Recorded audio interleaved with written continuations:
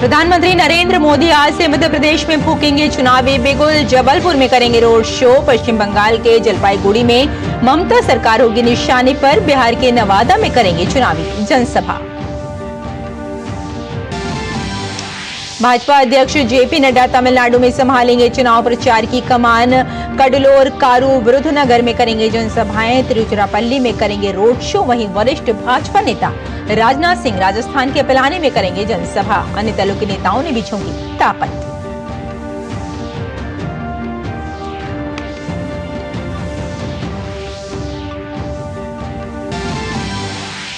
उपराष्ट्रपति जगदीप धनखड़ आज बोध गया के भारतीय प्रबंधन संस्थान के दीक्षांत समारोह में होंगे शामिल। महाबोधि मंदिर में करेंगे पूजा अर्चना।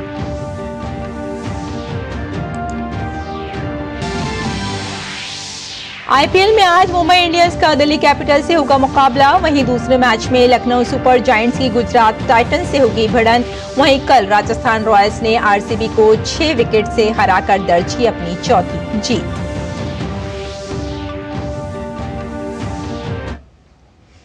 तो चलिए बुलेटिन की शुरुआत करते हैं सबसे पहले 24 की चुनौती से।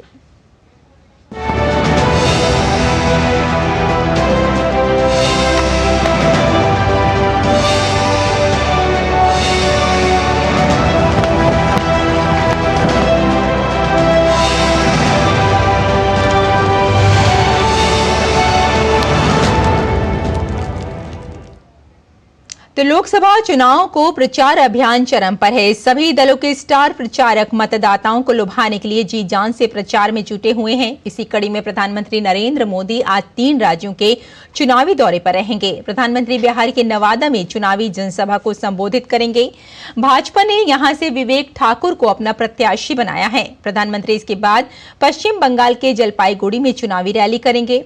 पीएम मोदी जलपाईगुड़ी से भाजपा उम्मीदवार जयंत राय के समर्थन में प्रचार करेंगे। प्रधानमंत्री आज से मध्य प्रदेश में भी चुनावी बिगुल फूकेंगे। प्रधानमंत्री आज शाम जबलपुर में एक रोड शो करेंगे।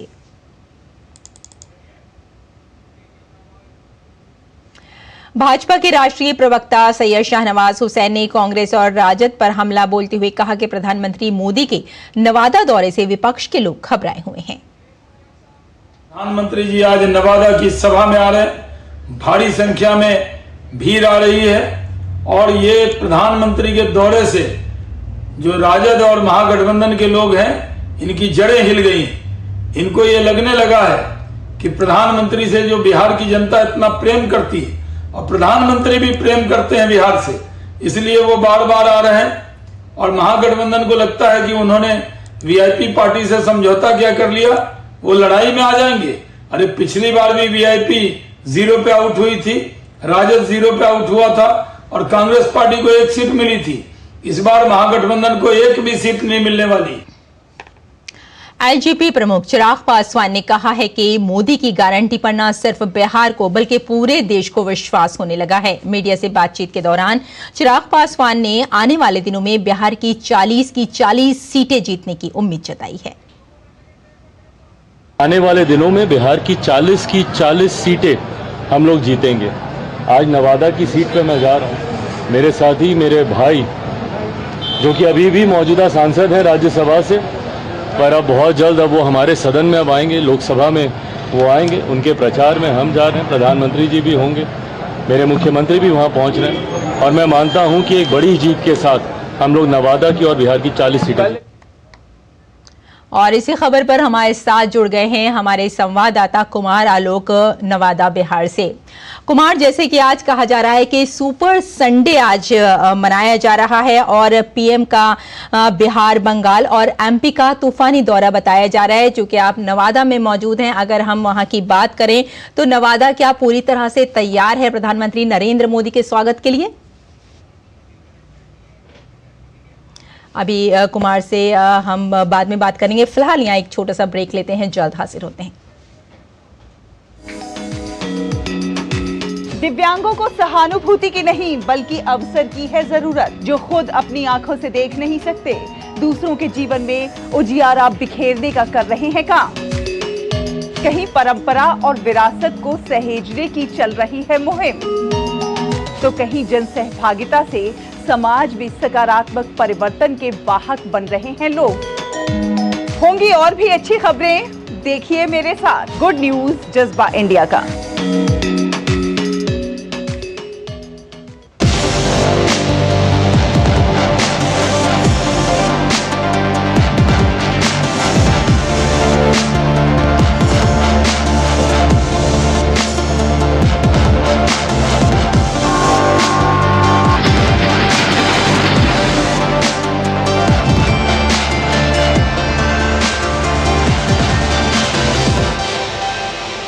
फिलहाल आगे बढ़ते हैं और लोकसभा चुनाव को लेकर दक्षिण भारत के राज्यों में भी सभी दलों का धुआंधार प्रचार जारी है। भाजपा अध्यक्ष जेपी नड्डा तमिलनाडु में धुआंधार जनसभाएं करेंगे।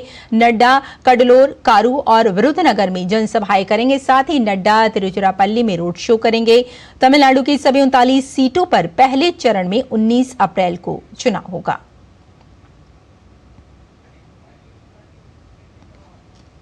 और राजस्थान में लोकसभा चुनाव के लिए कांग्रेस की कैंपेन कमेटी तैयार हो गई है। इसमें पूर्व मुख्यमंत्री अशोक गहलोत और पूर्व उप मुख्यमंत्री सचिन पायलट समेत 32 नेताओं के नाम शामिल हैं। गहलोत को Congress campaign committee PCC Rajasthan का चेयरमैन बनाया है। राजस्थान की सभी 25 सीटों पर लोकसभा चुनाव 2 चरणों में कराए जाएंगे। पहले चरण का चुनाव 19 अप्रैल को होगा।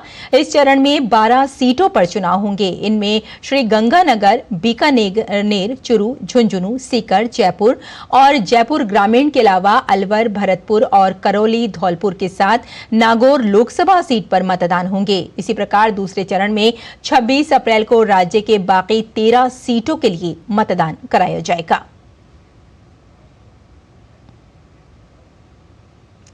लोकसभा चुनाव को लेकर बहुजन समाज पार्टी के नेता आकाश आनंद आज बुलंदशहर और गाजियाबाद में चुनाव प्रचार करेंगे। आकाश आनंद गाजियाबाद से बसपा उम्मीदवार नंद किशोर पुंडीर के समर्थन में चुनावी सभा को संबोधित करेंगे। इसके साथ ही बुलंदशहर में बसपा उम्मीदवार गिरीश चंद्र जाटव के समर्थन में रैली करेंगे। केंद्रीय वित्त मंत्री और भाजपा की वरिष्ठ नेता निर्मला सीतारमण ने कांग्रेस के घोषणा पत्र पर हमला बोला है। निर्मला सीतारमण ने कहा कि कांग्रेस ने लोकसभा चुनाव के लिए अपने घोषणा पत्र में जो वादे किए हैं वो लागू नहीं हो पाएंगे और केवल वित्तीय बोझ बढ़ाएंगे। सीतारमण ने आरोप लगाया कि कांग्रेस सिर्फ दिखावे के लिए वादे करती है। उन्होंने कर्नाटक की कांग्रेस सरकार की भी जमकर आलोचना की। निर्मला सीतारमण ने कहा कि सबसे पहले कर्नाटक सरकार बताएं कि मई 2023 में कुल 20,000 करोड़ रुपए की 4 परियोजनाएं क्यों रोक दी गईं। जल जीवन मिशन जो हर घर में पीने का पानी पहुंचा रहा है क्यों बंद कर दिया गया, उसे प्रोत्साहित क्यों नहीं किया जा रहा है।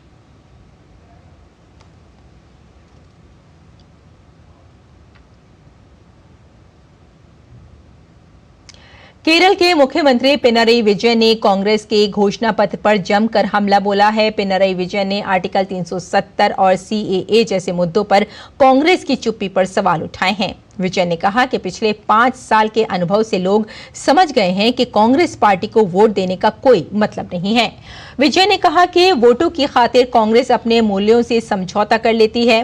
माकपा नेता ने कहा कि उनकी पार्टी के घोषणा पत्र में गैर कानूनी गतिविधियां रोकथाम अधिनियम यूएपीए और मनी लॉन्ड्रिंग रोकथाम अधिनियम पीएमएलए जैसे कठोर कानूनों को निरस्त करने का वादा किया गया है।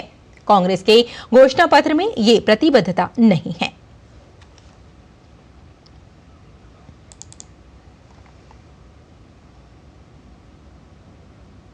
पश्चिम बंगाल में हुगली लोकसभा सीट से भाजपा प्रत्याशी लॉकेट चटर्जी की कार पर हमले का मामला सामने आया है। लॉकेट चटर्जी ने टीएमसी पर हमले का आरोप लगाया है। TMC councillor vice chairman Bajberia Shilpi Chatterjee and वहां का काउंसिलर 22 नंबर का रंजीत सरकार और बहुत सारा लोग, तो उनका नेतृत्व में ये हमला हुआ है। क्योंकि मैंने पूरा जो यहाँ का करप्शन है, माफिया गुंडा का करप्शन यहाँ पे पूरा चल रहा है, पूरा यहाँ पे जो लोग है वो मैं सामने लेके आ रही हूँ। इसलिए सब लोगों का डर है, टीएमसी डर हो गया। इसलिए मुझे मतलब मारने का मेरा मतलब ये सब कोशिश कर रहे हैं, मेरे ऊपर अटैक करने का कोशिश कर रहे हैं। पश्चिम बंगाल के राज्यपाल सीवी आनंद बोस ने पूर्व मेदिनीपुर जिले में एनआईए पर हुए हमले पर कहा कि इस मामले को पूरी गंभीरता से लिया जाना चाहिए। उन्होंने कहा कि हमलावरों के साथ सख्ती से निपटा जाएगा। I am getting the version of NIA and then the report of the government. Then only as governor I'll be able to say anything about it for certain. What is reported is ghastly, shocking. It should never have happened. A democracy cannot afford to have such things to happen in future. The law has to take its course. The tendency of goons and antisocial elements bullying the law enforcement agencies does not bring credit to anybody down the line. We should deal with it with an iron hand. देश में लोकतंत्र के महापर्व की तैयारियां जोर शोर से चल रही हैं। आगामी 19 अप्रैल को देश में जिन लोकसभा सीटों पर मतदान होगा उनमें मुरादाबाद भी शामिल है। चुनाव आयोग के आह्वान पर मुरादाबाद में स्कूलों के बच्चों ने रेत कला, फेस पेंट और चित्र बनाकर लोगों को मतदान के लिए प्रेरित किया। बच्चों ने रेत पर चुनाव से जुड़े अलग अलग चिन्हों की चित्रकारी की। मतदान का पर्व देश का गर्व और मतदान हमारा अधिकार जैसे स्लोगन के साथ लोगों से वोट डालने की अपील की गई। कार्यक्रम में हिस्सा लेने वाले बच्चों ने कहा कि उनके क्षेत्र में 19 अप्रैल को मतदान होना है, इसलिए उन्होंने 19 मीटर लंबी पेंटिंग बनाई है।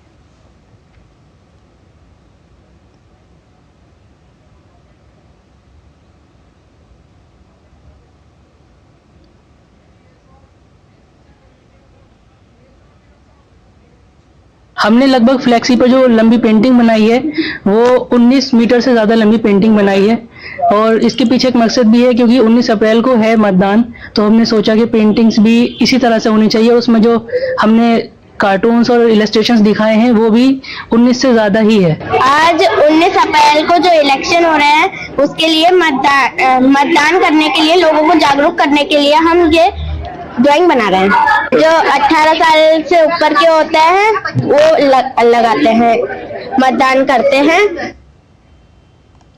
तो ये थी कुछ खबरें 24 की चुनौती की।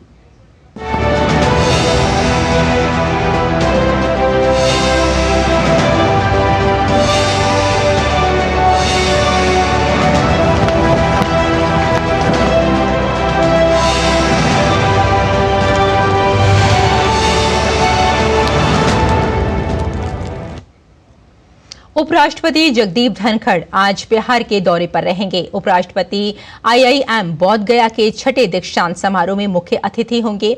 उपराष्ट्रपति समारोह में उत्कृष्ट विद्यार्थियों को मेडल्स और डिग्री भी प्रदान करेंगे। अपनी इस यात्रा में उपराष्ट्रपति गया के महाबोधि मंदिर भी जाएंगे। लाओस में गैर कानूनी और अवैध कामों में लगाए गए 17 भारतीय कामगारों को स्वदेश वापसी हो रही है। विदेश मंत्री डॉक्टर एस जयशंकर ने अपनी सोशल मीडिया प्लेटफॉर्म एक्स पर पोस्ट करके इसकी जानकारी दी और लाओस के अफसरों का आभार जताया। उन्होंने अपने पोस्ट में कहा है कि मोदी की गारंटी देश विदेश सभी के लिए काम करती है। लाओस में असुरक्षित और अवैध काम में फंसाए गए 17 भारतीय कामगार अपने घर वापस आ रहे हैं। बहुत अच्छा। भारतीय दूतावास लाओस कामगारों की सुरक्षित देश वापसी के लिए लाओस के अधिकारियों को धन्यवाद।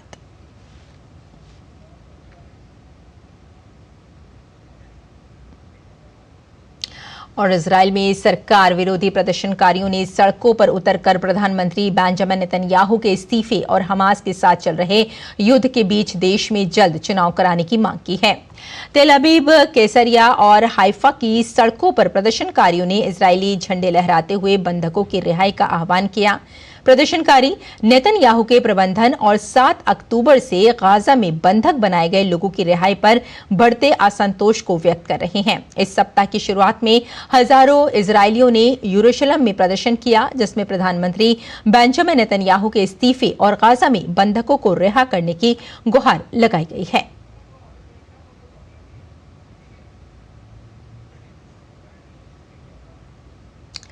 और खेल की खबरों में इंडियन प्रीमियर लीग में आज 2 मुकाबले खेले जाएंगे। दिन के पहले मैच में मुंबई इंडियंस और दिल्ली कैपिटल्स की टीम आमने सामने होगी। ये मैच मुंबई के वानखेड़े स्टेडियम में खेला जाएगा। मौजूदा सीजन में दोनों टीमें अपने खराब प्रदर्शन के दौर से गुजर रही हैं। अब तक खेले गए 4 मैचों में दिल्ली कैपिटल्स सिर्फ 1 मैच जीत पाई है। वहीं मुंबई इंडियंस को इस सीजन में एक भी जीत नसीब नहीं हुई है। आज खेले जाने वाले मुकाबले में मुंबई इंडियंस की कोशिश अपने प्रदर्शन में सुधार करते हुए पहली जीत हासिल करने की होगी।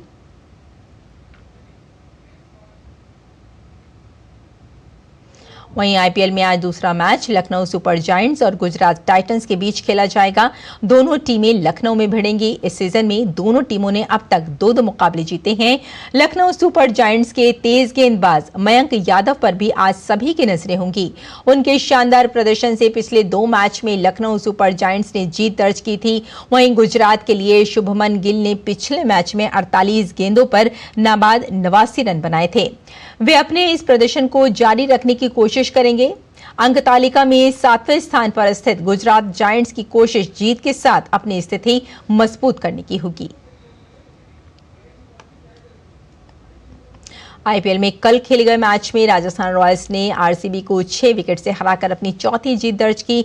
मुकाबले में पहले बल्लेबाजी करते हुए आरसीबी ने विराट कोहली की नाबाद 113 रनों की पारी की मदद से 20 ओवर में 3 विकेट गंवाकर 183 रन बनाए। हालांकि राजस्थान ने जोस बटलर नाबाद 100 और कप्तान संजू सैमसन 69 की अर्धशतकीय पारी की मदद से 5 गेंद शेष रहते 4 विकेट पर 189 रन बनाकर मुकाबला अपने नाम कर लिया। भारतीय पुरुष हॉकी टीम को ऑस्ट्रेलिया के खिलाफ 5 मैच की टेस्ट सीरीज के पहले मुकाबले में 5-1 से मिली हार। पर्थ में खेले गए मुकाबले में ऑस्ट्रेलिया की टीम ने पहले क्वार्टर से ही भारतीय टीम पर दबाव बना लिया और खेल के हर क्षेत्र में टीम इंडिया को पीछे रखा। दोनों देशों के बीच खेली जा रही ये टेस्ट सीरीज पेरिस ओलंपिक को लेकर बेहद अहम है। दोनों टीमों के बीच अगला मुकाबला रविवार को खेला जाएगा। भारतीय पुरुष हॉकी टीम आज ऑस्ट्रेलिया के साथ 5 मैच की टेस्ट सीरीज का दूसरा मैच खेलेगी। कल खेले गए सीरीज के पहले मैच में भारतीय टीम को 5-1 के अंतर से हार झेलनी पड़ी थी।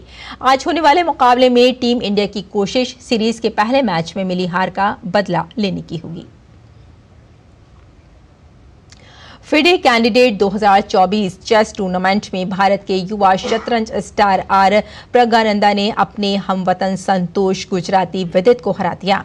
टूर्नामेंट के तीसरे दौर में प्रज्ञानंदा ने संतोष गुजराती को 1-0 के अंतर से हराकर अगले दौर में प्रवेश किया। वहीं फिडे कैंडिडेट 2024 चेस टूर्नामेंट की महिला वर्ग में वैशाली रमेश बाबू ने बुल्गारिया की नूरगियुल सलीमोवा को हराकर अगले दौर में अपनी जगह पक्की कर ली।